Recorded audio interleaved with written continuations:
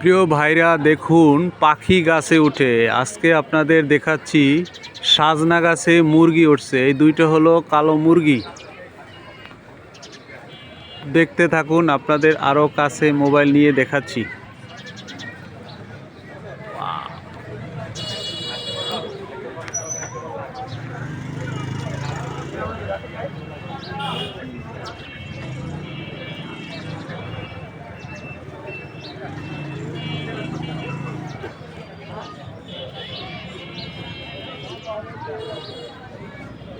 দেখতে কেমন লাগছে আপনারা জানিয়ে দিবেন।